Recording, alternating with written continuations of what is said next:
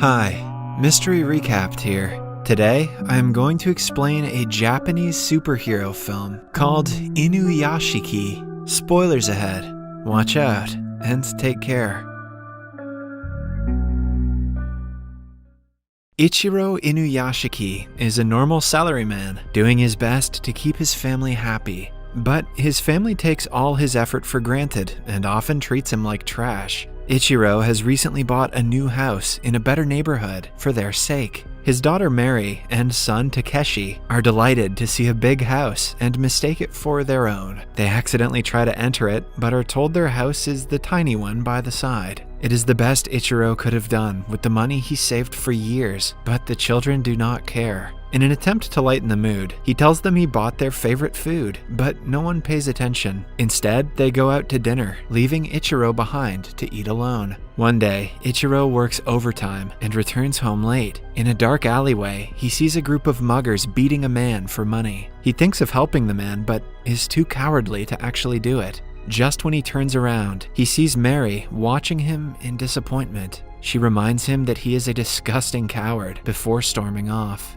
Back home, Ichiro sits in front of their house, thinking about life. Suddenly, a dog walks toward him, wanting to be petted. Its collar says, "Her name is Hanako. Please take care of her." Ichiro pities the dog, but his wife wants him to get rid of it. She also hands him his medical report, which says that he needs one more checkup.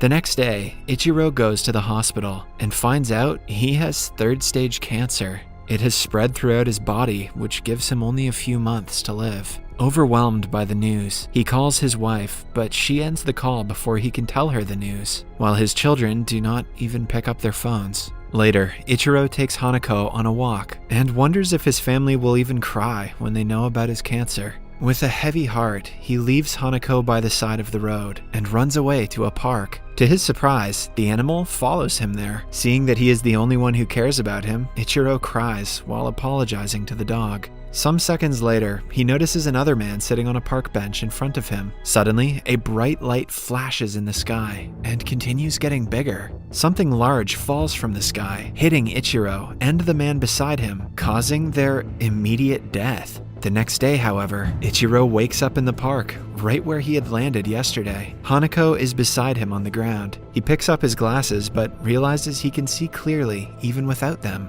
Not knowing what to do, he continues about his day. At home, his hand turns into a weapon-like device and vomits out the breakfast he had just eaten. He is even more horrified when his face disintegrates to reveal an electric system inside his head. One part after another, his entire body turns into a machine. It turns out that the strange object killed Ichiro last night. It was a mistake on the part of the aliens who were flying the object. So, they revived him as a machine with emotions. He now possesses superhuman strength and the power of any machinery in the world. All that potential, and he'll probably just end up browsing TikTok. The man who was with him yesterday, named Hiro, also received the superpower. He goes to his friend Naoyuki's house and shoots a bird with his fingers. He then brings a surprise to Naoyuki to a parking lot and showcases how he can move vehicles with his mind. Naoyuki is baffled by Hiro's power and feels like he is in a dream. Meanwhile, Ichiro is still confused about this morning. On his way home, he sees an injured pigeon on the side of the road. As he goes to pick it up, his hands heal the bird, and it flies away. Just then, his heightened hearing power causes him to hear a mother pleading with doctors to save her son. He follows the sound and finds a sick kid on the hospital bed. As he touches his face, the kid starts to heal, like the pigeon. Ichiro gladly tells the kid that he has recovered and returns home happily. The next day, Naoyuki is bullied by his classmates. Hiro intervenes and tries to kill the bully until Naoyuki stops him. Naoyuki sees that the power has made Hiro violent, which scares him. Shion is a girl from Hiro's class who has a crush on him. That day, she tells him that she likes him, leaving Hiro in shock. After that, we are introduced to his mother, who is a waitress in a restaurant. His father is a rich man who left his mother for another woman. Hiro doesn't like his father, but still goes to meet him and his other family for dinner. Hiro's step-siblings like him and are always excited to see him, but he could never like them back, thinking of his poor mother. It is almost midnight when Hiro is walking back home. He hears the sound of a family, which reminds him of his dad's new life. Enraged with anger, he breaks into the family's home, kills the parents, and chases the daughter down the hallway. While he uses his power for revenge, Ichiro heals many children in the hospital. The murder makes headlines the next day. Since no bullets were found, now Yuki is afraid his friend is behind the murder. When they meet, Hiro offers him a large amount of money. The boys get into an argument because of it. Now Yuki cannot believe how easy it is for Hiro to kill innocent people. He does not want to be his friend anymore. Hiro is devastated by now Yuki's comment. He returns home, still in shock, only to find that his mother has pancreatic cancer. He begins to cry in her arms, promising her that he will not let her die. Meanwhile, at Ichiro's home, his son is found stealing money from his mother's purse, and Mary says she doesn't want to go to university. The household is in chaos when Ichiro tells everyone that he will protect all of them. Laughing at her father's stupidity, Mary tells him that Takeshi is being bullied at school, and her mother has an affair with a younger man. She wants to make him feel worse than she does, which works efficiently.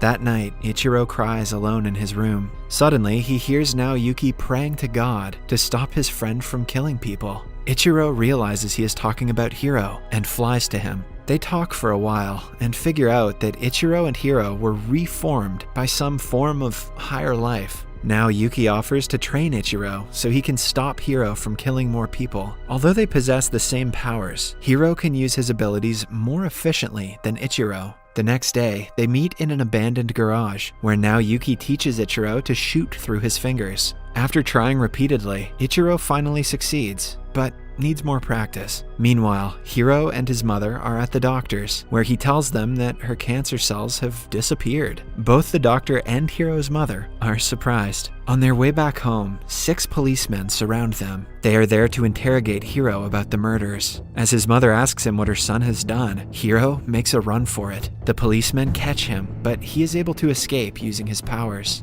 Eventually, he shoots 3 of the policemen dead. It is clear to them that Hiro is the one behind the murders. His pictures are all over the news the next day. The same day, his friend Shion finds him on a bridge and brings him home. She doesn't care about the people he has killed and allows him to stay with her for as long as she wants. She lives with her grandmother, which makes it easier for Hiro to hide in their house. Meanwhile, Ichiro has mastered shooting from his fingers. As days go by, they realize that water acts as fuel to Ichiro's power, but he is allergic to sodium water. Since Hiro is in hiding, the media starts attacking his mother. She gets death threats on the internet and is harassed on the streets. Hiro sees his mother on the TV and can't help but cry. When the guilt is too much for her to handle, she commits the unthinkable. Hiro gets to know about this through a news channel and is devastated. His sadness changes into anger, and he makes it his mission to kill every single person who talked bad about his mother. He soon finds out that he can shoot people through their phones and computers using the internet.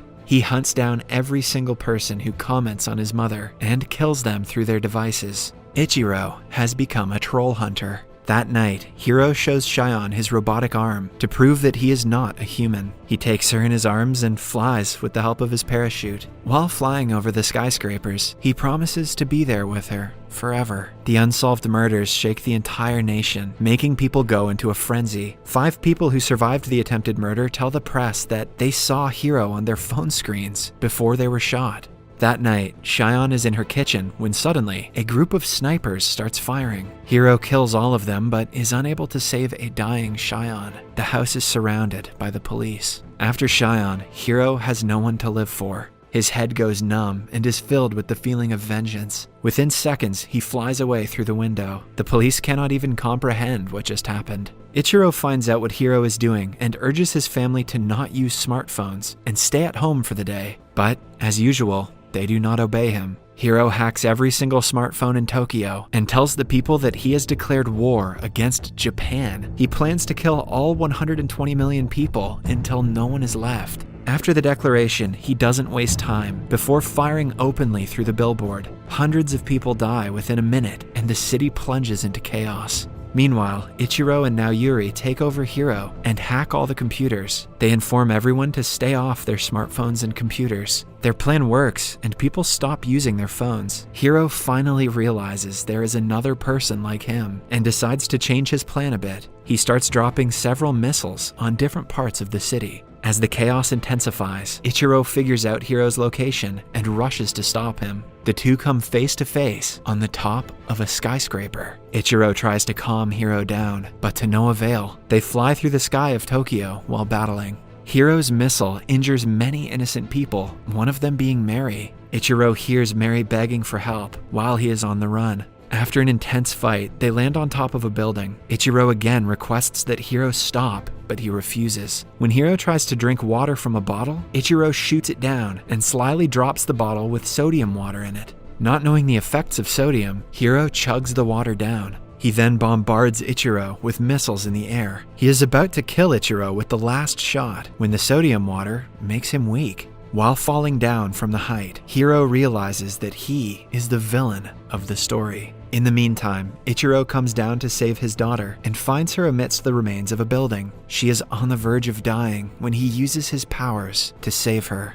But as they celebrate, Hiro arrives again and kicks Ichiro. Mary also gets shot in the process. Hiro overpowers Ichiro before throwing Mary out the window. This angers Ichiro and multiplies his robotic powers. Both Hiro and Ichiro leap at each other, but this time, Ichiro's strength overpowers Hiro's and disassembles his arm. Following that, Ichiro catches Mary in the air and saves her. Mary realizes she has been wrong about her father and watches him save other people in admiration. A week after the incident, the press declares Hiro dead. Ichiro is now respected in his family, mostly by his daughter. And all it took was to gain some superpowers and murder a guy. Subscribe for more videos like this, turn on notifications, and leave a like to help the channel out. Thank you for watching.